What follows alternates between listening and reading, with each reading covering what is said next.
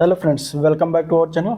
तो हम लोग डिस्कस कर रहे थे UP triple S C mains exams के लिए कंप्यूटर के प्रैक्टिस सेट का सॉरी चैप्टर वाइज देख रहे थे। ठीक है, तो उसी का आज ये नवा अध्याय होगा जिसमें हम देखेंगे कंप्यूटर और सूचना प्रौद्योगिकी के क्षेत्र में तकनीकी विकास और नवाचार।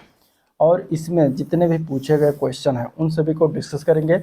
उनके जो व्याख्या हैं वो भी देखेंगे, क्या क्या क्वेश्चन अभी तक जो है यूपी ट्रिपल एस सी ने पूछा है इस चैप्टर से बेसिकली। अगर बात करें इसमें तो आर्टिफिशियल इंटेलिजेंस से हो गया, ठीक है, इसमें इंटरनेट ऑफ थिंग्स हो गया और मशीन लर्निंग हो गया। इन सभी से क्वेश्चन जो है पूछे गए हैं। डीप लर्निंग हो गया, तो उनको हम इस जो है चैप्टर में डिस्कस करने वाले। ठीक है, और ये यूथ बुक से जो नया संस्करण आया हुआ था उसी को लिया गया है चैप्टर वाइज। तो उसी का ये आज ये लास्ट वीडियो होगा जिसमें नवा चैप्टर होगा, जिसका लास्ट ये जो है क्या था चैप्टर था।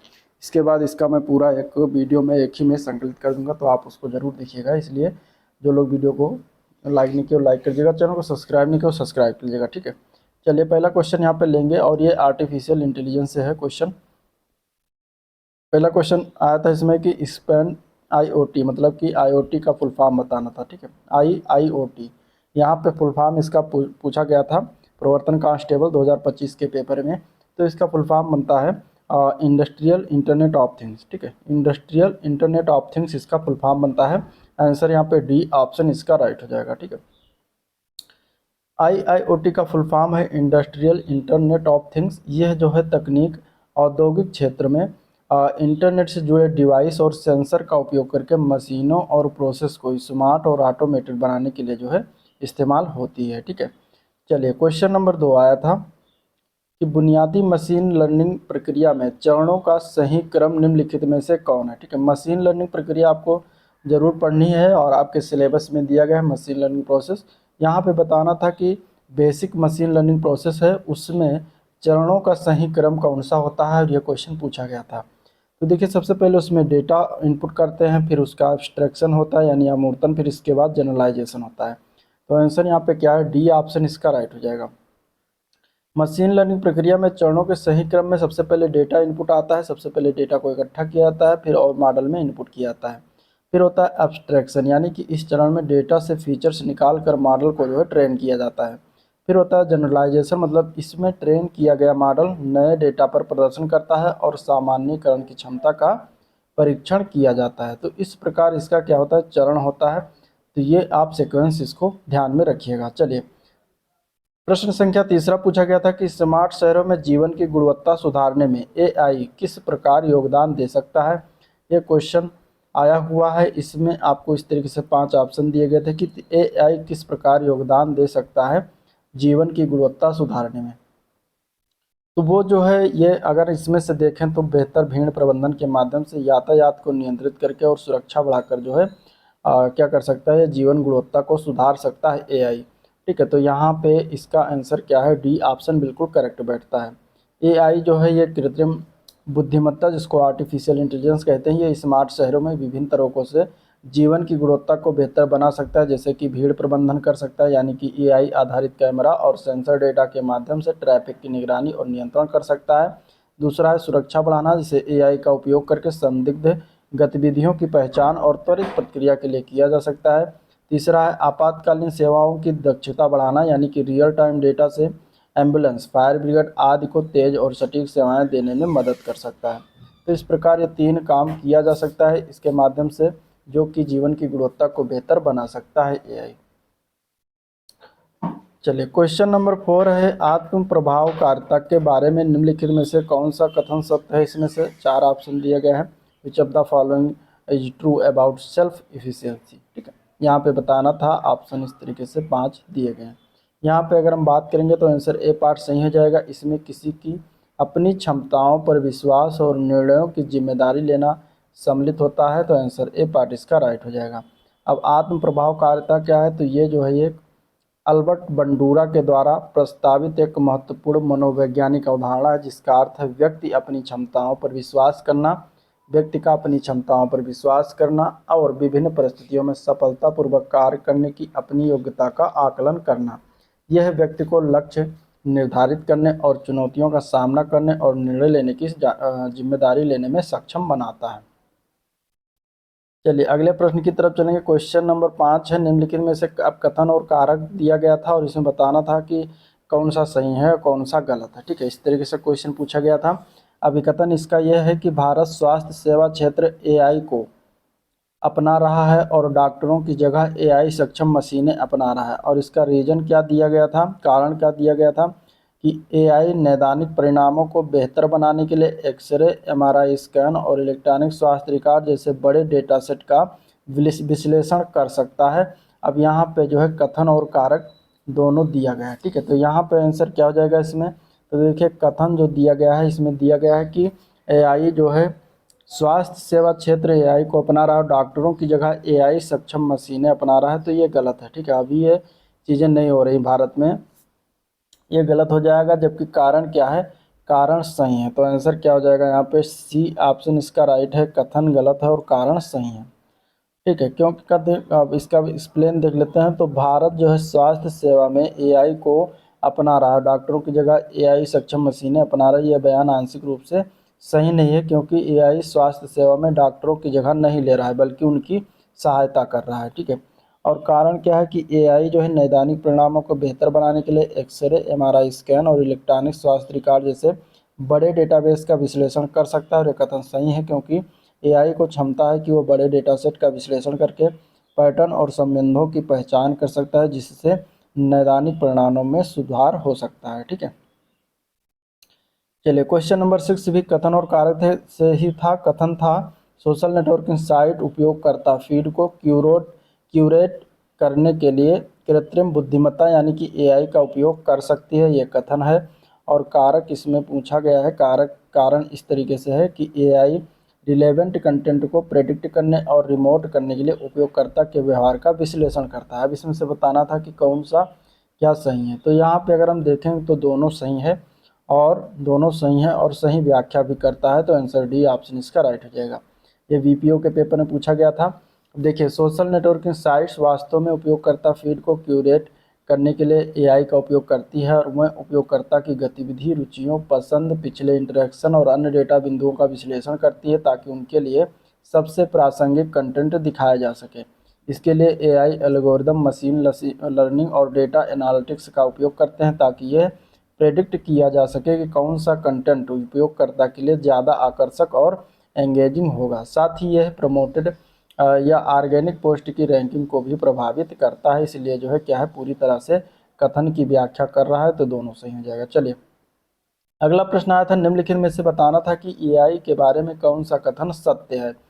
पहला है कि एआई का उपयोग वित्तीय संस्थानों में धोखाधड़ी का पता लगाने के लिए किया जा सकता है। दूसरा है कि एआई सिस्टम और डीप लर्निंग समानार्थी हैं। तीसरा है कि एआई ऑनलाइन शॉपिंग के अनुभवों को निजीकृत यानी कि प्राइवेट यानी पर्सनलाइज कर सकते हैं करने में मदद करता है। इनमें से तीनों कथन में से कौन सा कथन सत्य है, ये बताना था। ठीक है, तो यहाँ पे अगर हम पहला देखें, एआई का उपयोग वित्तीय संस्थानों में धोखाधड़ी का पता लगाने के लिए किया जा सकता है, तो ये बिल्कुल सही है, कर सकते हैं।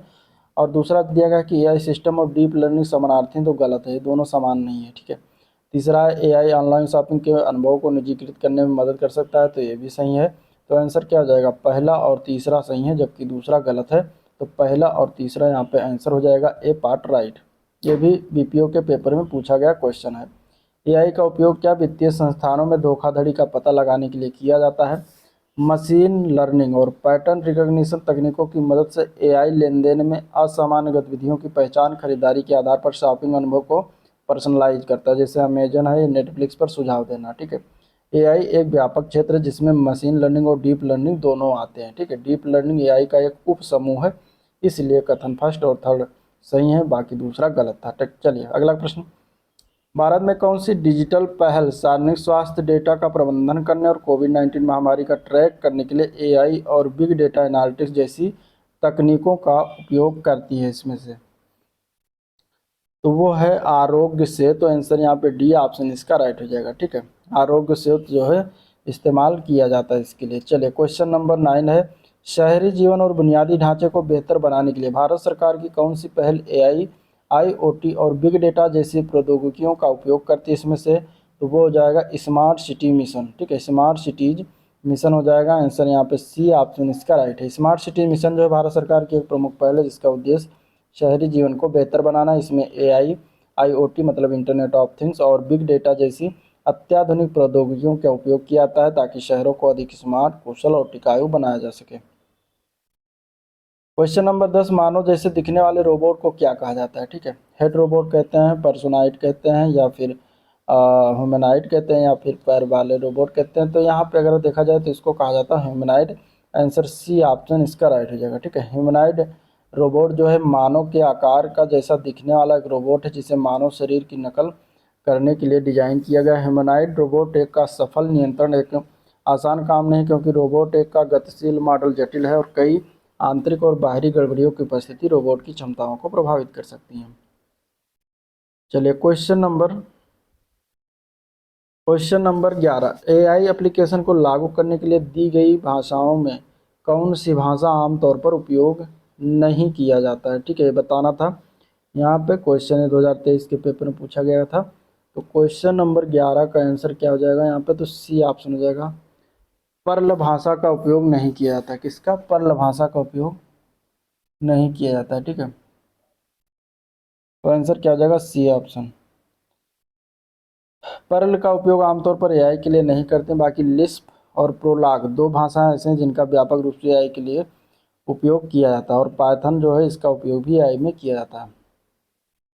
तो इतने सारे क्वेश्चन अभी तक जो है एआई से बने हुए हैं।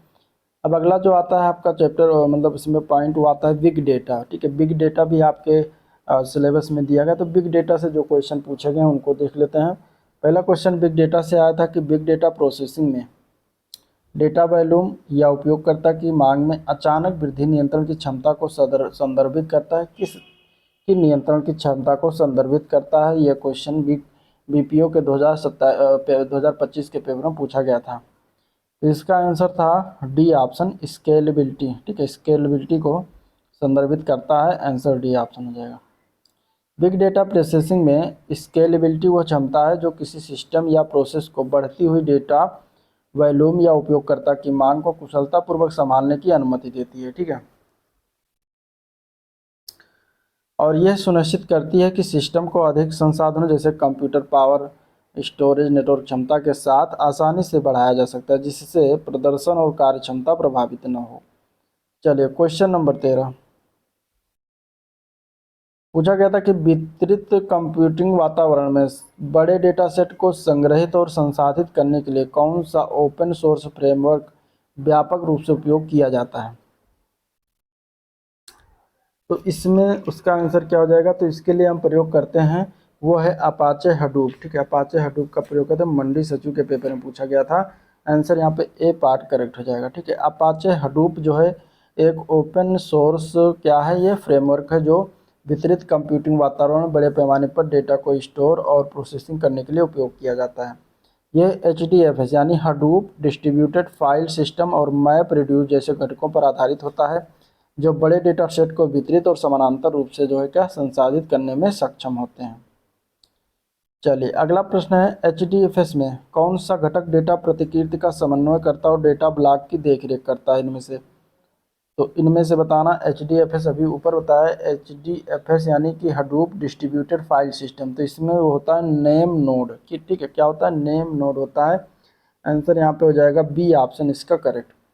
नेम नोड जो होता है ये हडूप डिस्ट्रीब्यूटेड फाइल सिस्टम में मास्टर नोड होता है जिसमें यह फाइल सिस्टम मेटा डेटा को प्रबंधित फाइलों और ब्लॉक के स्थान की जानकारी शामिल करती है तथा डेटा नोड को डेटा प्रतिकृति और डेटा ब्लॉक की देखरेख करने के लिए निर्देश देता है।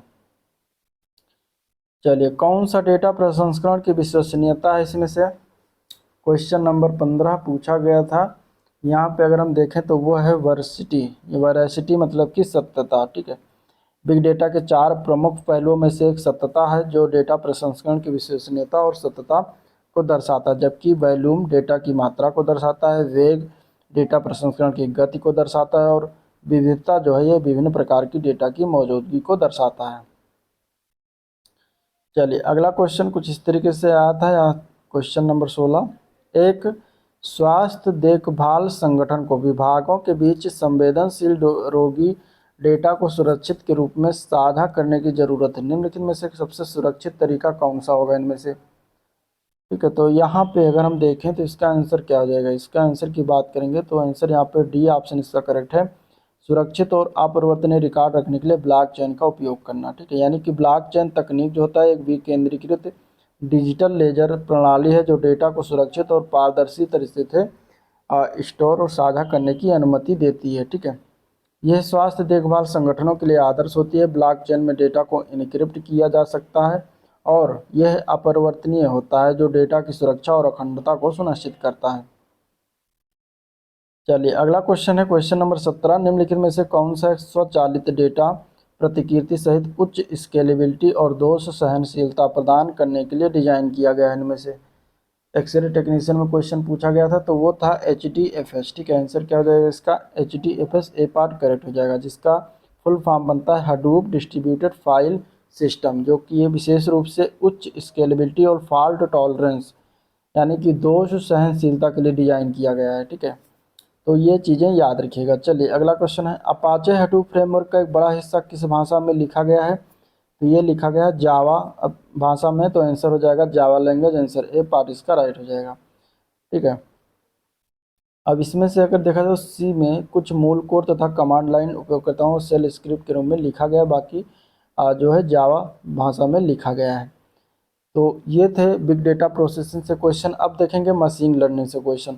मशीन लर्निंग से क्वेश्चन जो आए हुए हैं इसमें से देखा जाए तो पहला क्वेश्चन आया था मिलान करने के लिए, जिसमें मिलान करना था कि सुपरवाइज लर्निंग क्या होता है, अनसुपरवाइज लर्निंग क्या होता है, और साथ ही साथ सुदृढ़ीकरण मतलब कि री इन्फॉर्मेशन लर्निंग क्या है, और इसके बाद सेमी सुपरवाइज लर्निंग क्या होता है। ठीक है, तो ये चीज़ें आपको पढ़ना पड़ेगा ध्यान से, तभी आप इसका वहाँ पे मिलान कर पाएंगे। सुपरवाइज लर्निंग की बात करेंगे तो लेबल किए गए इनपुट आउटपुट युग्मों से लर्निंग जो होता है उसको सुपरवाइज कहते हैं। अनसुपरवाइज लर्निंग में लेबल किए गए डेटा के बिना जो है लर्निंग होता है उसको अनसुपरवाइज कहते हैं।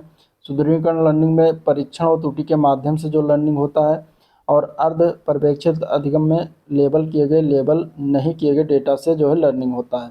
तो इस प्रकार मिलान करने के लिए आए थे क्वेश्चन। चलिए क्वेश्चन नंबर 20 है अभिकथन ए। कथन और कारण दिया गया। कथन दिया गया सुदृढ़ीकरण सीखने में एजेंट परीक्षण और त्रुटि के माध्यम से इष्टतम व्यवहार सीखते हैं। और दूसरा है सुदृढ़ीकरण मतलब री इन्फोर्समेंट लर्निंग के एल्गोरिदम पूरी तरह से एक प्रशिक्षक द्वारा प्रदान किए गए पर्यवेक्षित लेवल पर निर्भर करते हैं। अब दोनों में से बताना है कि क्या सही है क्या गलत है। तो यहाँ पे अगर हम देखें तो क्या है कि कथन सही है लेकिन कारण गलत है। ठीक है, कथन सही है कारण गलत है। यहाँ पे आंसर क्या हो जाएगा? बी ऑप्शन इसका करेक्ट हो जाएगा। व्याख्या देख लेते हैं। देखिए री इन्फोर्समेंट सीखने में एजेंट परीक्षण और त्रुटि के माध्यम से इष्टतम व्यवहार सीखते हैं। यह तरीका व्यवहार के आधार पर पुरस्कार प्राप्त करने और उसके अनुसार अपने फैसले को संशोधित करने की प्रक्रिया को दर्शाता है। सुदृढ़ीकरण यानी कि री इन्फोर्समेंट सीखने के एल्गोरिदम पर्यवेक्षित लेवल पर निर्भर नहीं करते। इसके अलावा यह अप्राकृतिक सुपरविजन के तहत जो है पुरस्कार संकेतों के आधार पर जो है क्या काम करता है। इसलिए कथन सही है और कारण गलत था। चलिए क्वेश्चन नंबर 21 पूछा गया था साइबर सुरक्षा को बढ़ाने के लिए मशीन लर्निंग का लाभ कैसे उठाया जा सकता है, ये क्वेश्चन आया था। तो देखिए साइबर सुरक्षा को बढ़ाने के लिए मशीन लर्निंग का लाभ जो है असमान पैटर्न और विसंगतियों की पहचान करके जो साइबर खतरों को संकेत दे सकते हैं, इससे जो है लाभ उठाया जा सकता है। तो आंसर यहाँ पे बी ऑप्शन इसका राइट हो जाएगा। मशीन लर्निंग का उपयोग हम साइबर सुरक्षा में मुख्य रूप से इसलिए किया जाता है कि यह एक बड़े डेटा सेट में असमान गतिविधियों और पैटर्न की पहचान कर सकें जो संभावित हमलों या खतरों का संकेत हो सकते हैं। यह पारंपरिक नियम आधारित प्रणालियों से अधिक लचीला और अनुकूल होता है। इसका उपयोग फिशिंग हमले, फिशिंग अटैक, मेलवेयर गतिविधियाँ, डीडॉस हमलों का जो है पता लगाने में किया जाता है। चलिए अगला प्रश्न है ट्रांसफर लर्निंग के संदर्भ में किसी पूर्व प्रशिक्षित मॉडल को किसी नए संबंधित कार्य के अनुकूल बनाने की प्रक्रिया को क्या कहा जाता है। अब ऑप्शन कुछ इस तरीके से है, तो उसको हम क्या कहते हैं? इसको कहते हैं फाइन ट्यूनिंग। क्या कहते हैं? फाइन ट्यूनिंग कहते हैं। आंसर सी ऑप्शन इसका राइट हो जाएगा। ठीक है, अब ट्रांसफर लर्निंग क्या है? तो ट्रांसफर लर्निंग में फाइन ट्यूनिंग का मतलब है किसी नए संबंधित कार्य के लिए पहले से प्रशिक्षित मॉडल को अनुकूलित करने की प्रक्रिया होती है। इसमें एक मॉडल शामिल होता है जिसे एक बड़े सामान्य डेटा सेट पर प्रशिक्षित किया गया है और फिर इसे एक छोटे कार्य विशिष्ट डेटा सेट पर आगे प्रशिक्षित किया जाता है। यह मॉडल को अपने सीखे गए फीचर्स को नए कार्य के लिए बेहतर ढंग से समायोजित करने की अनुमति देता है, जिससे मूल प्रशिक्षण से प्राप्त ज्ञान का लाभ उठाते हुए प्रदर्शन में सुधार होता है।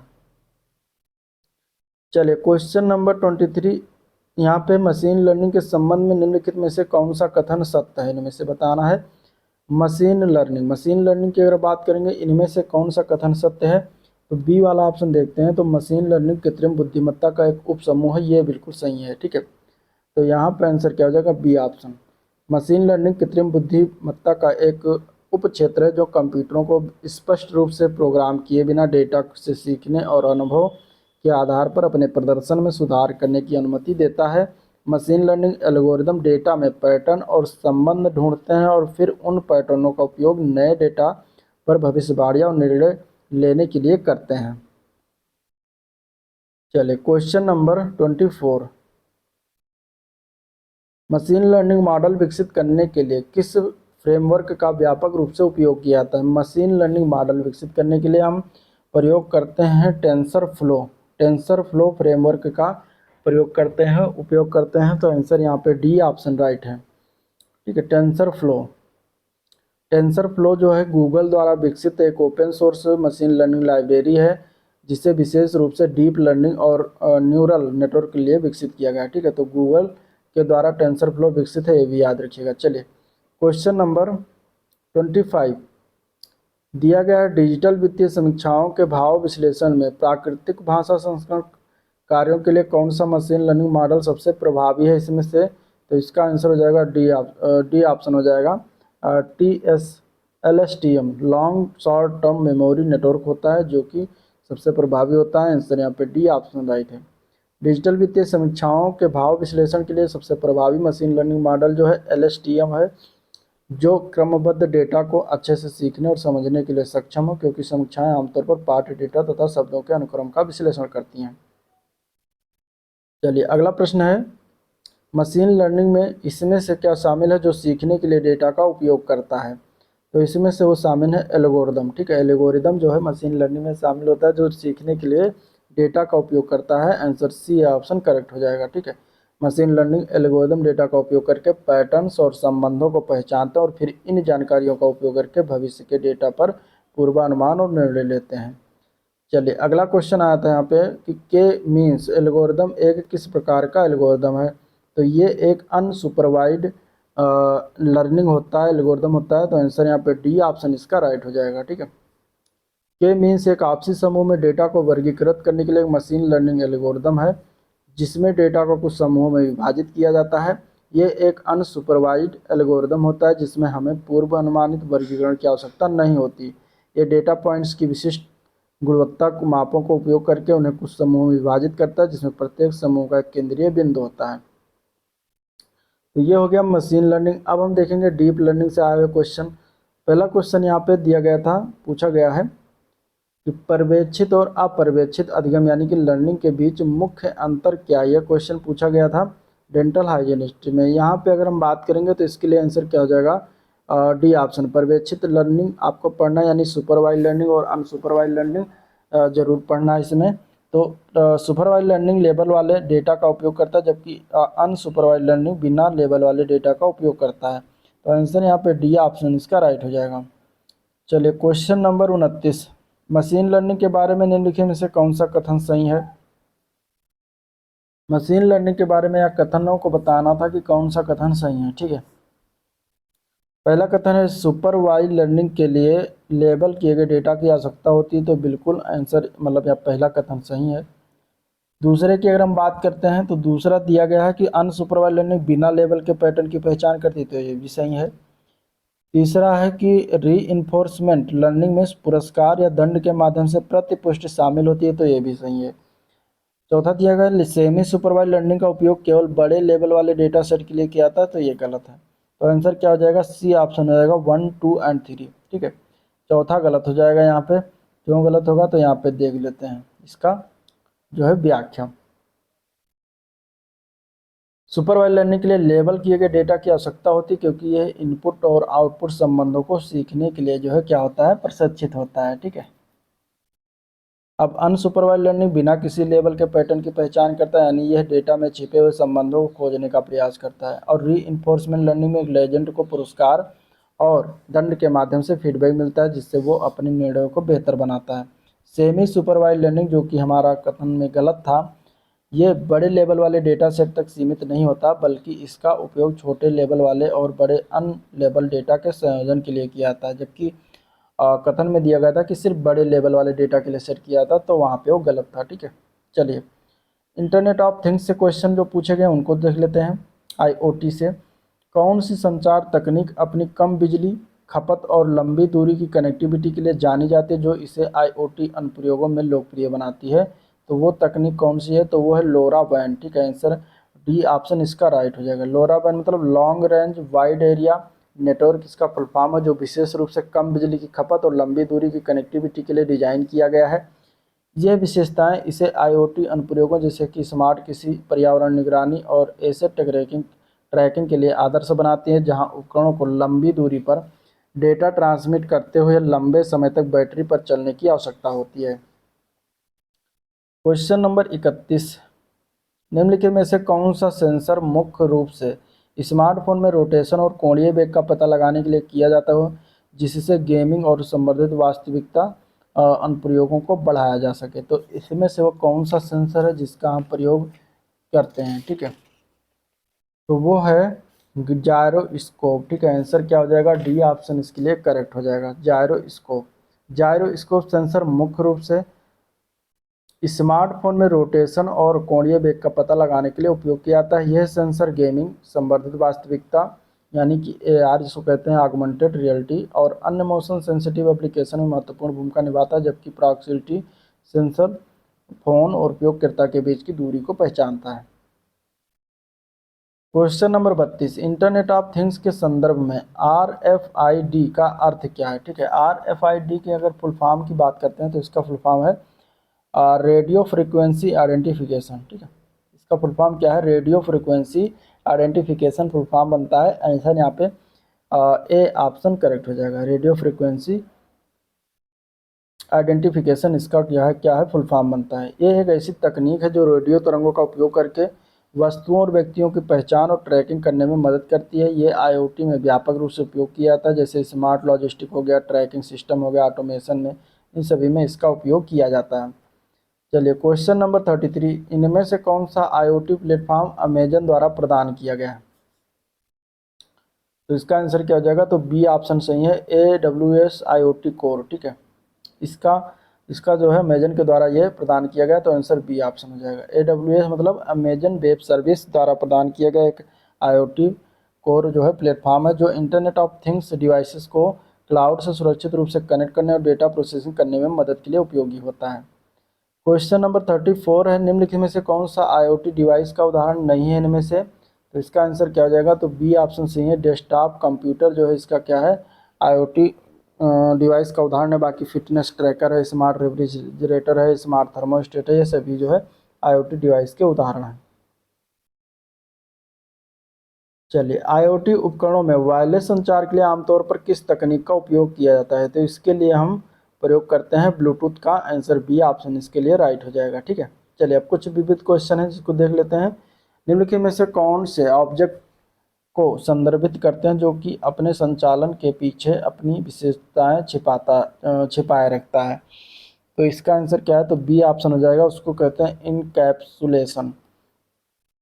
आंसर बी ऑप्शन पे। इनकैप्सुलेशन में क्या, किसी क्लास के वेरिएबल या डेटा को किसी अन्य क्लास से छिपाया जाता है और इसे केवल अपने क्लास के किसी भी मेंबर फंक्शन के माध्यम से एक्सेस किया जा सकता है, इसमें इसे डिक्लेयर किया जाता है, जिसमें इसे डिक्लेयर किया जाता है। चलिए, क्वेश्चन नंबर 37 है, निम्नलिखित में से किसका मतलब रन टाइम पर संदेश संलग्न करना होता है? तो इसमें से आंसर हो जाएगा सी ऑप्शन, डायनेमिक बाइंडिंग। ठीक है, डायनेमिक बाइंडिंग का मतलब क्या होता है? रन टाइम पर संदेश संलग्न करना। चलिए, नेक्स्ट क्वेश्चन है, भारत के पहले स्वदेशी रूप से विकसित ऐप स्टोर की पहचान करें जो विभिन्न डोमेन और सार्वजनिक सेवाओं की श्रेणियों में 965 से अधिक लाइव ऐप होस्ट करता है। तो उसका नाम है मोबाइल सेवा app store. Answer D option इसका राइट है। अगला प्रश्न है, निम्नलिखित में से किसका नाम क्लास नाम के समान है होना चाहिए। क्लास नाम के समान इनमें से किसका नाम होना चाहिए, तो वो है कंस्ट्रक्टर का नाम। आंसर यहाँ पे डी ऑप्शन और सॉरी सी ऑप्शन राइट हो जाएगा।